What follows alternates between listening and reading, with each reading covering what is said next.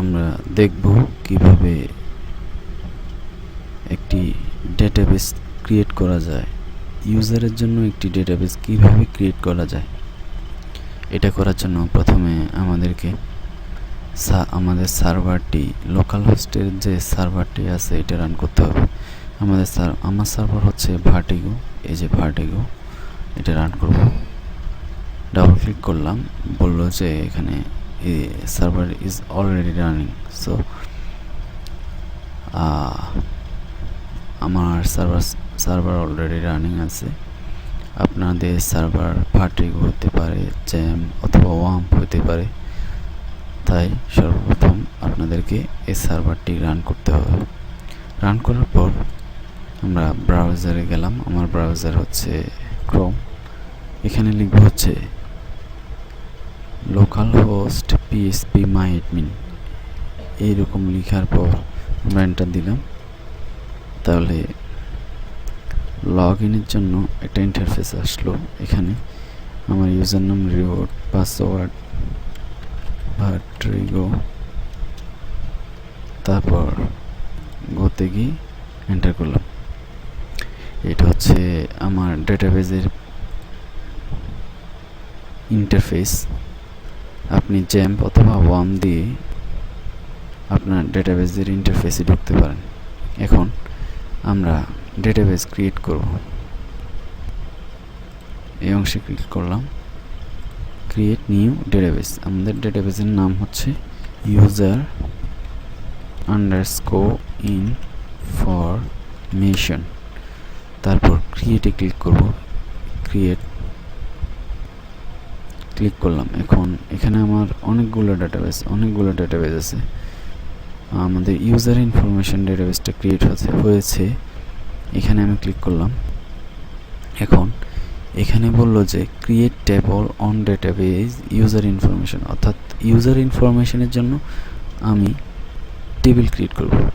আমাদের টেবিলের নাম হবে ইউজার, আর কলাম নাম্বার হবে, যেমন আমরা ইউজারের user name, password, email address, full name, email, এই 5টা দেব।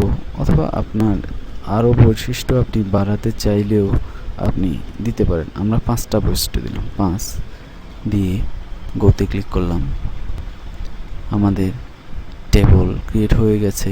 এখন টেবলের ভ্যালু দিতে হবে। যেমন প্রথমটা হবে user underscore name, type user নেমটা আসলে কোন টাইপের হবে, ইন্টিজার টাইপের, ভার্কার টাইপের, টেক্সট, ডেট, আরও বিভিন্ন ফ্লোট, ডেসিমেল ইত্যাদি টাইপের আছে। এখন ভার্কার হচ্ছে এমন একটা টাইপ, ইউজার নেমটা সব ধরনের টাইপ, টেক্সট হইতে পারে, ইন্টিজার টাইপের হইতে পারে, ডাবল হইতে পারে, বিভিন্ন রকম। সো বোঝার সুবিধার্থে আমি ইউজার নেম ভার্কার দিলাম। লেন্থ, ইউজার নেম কতটুকু লম্বা, কতগুলা ক্যারেক্টার থাকবে ইউজার নেমে, তার লেন্থ দিলাম ধরেন 30। আর ইউজার নেমটা আমার ইউজার নেমের ইন্ডেক্স দিতে হবে। ইন্ডেক্স দিলাম প্রাইমারি। আমার এখানে এইভাবে ড্রপ ডাউন মেনুর সাহায্যে দেওয়া আছে। আপনার এখানে হয়তো এটা নাও থাকতে পারে। আপনার এখানে ইন্ডেক্সের এখানে 4টা সিরিয়ালি বাটন দেখতে পাবেন, ছোট চেক বাটন। প্রথমটা চেক করে দিবেন। কি জন্য? প্রথমটা হচ্ছে প্রাইমারি কি। তাহলে আমাদের ইউজার নেম হলো। দ্বিতীয়টা দেব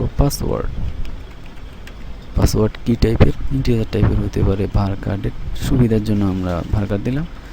লেন্থ দিলাম 20। এখানে ইন্ডেক্সের ঝামেলা করার কোনো দরকার নেই, অন্য কিছু করতে হবে না। তারপর দিলাম অ্যাড্রেস ভার্কার লেন্থ, অ্যাড্রেসের লেন্থ অনেক বড় হয়, 50 দিলাম। তারপর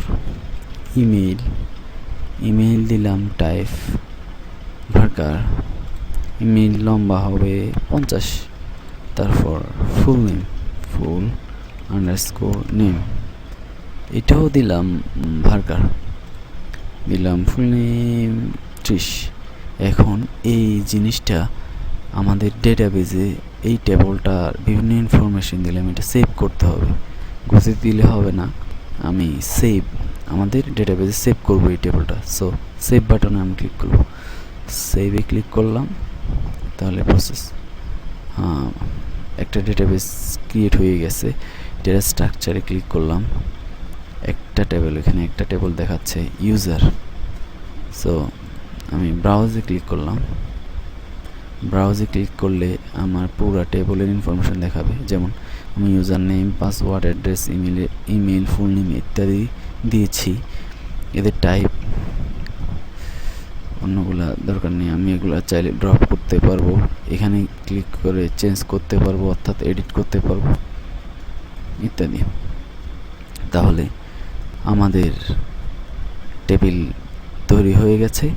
এই টেবিল আমরা আমাদের পিএইচপি, মাইএসকিউএল এর মাধ্যমে আমরা আমাদের ওয়েবসাইটে ইউজ করার জন্য এই টেবলটা ইউজ করব। তাহলে আপনাদেরকে ধন্যবাদ।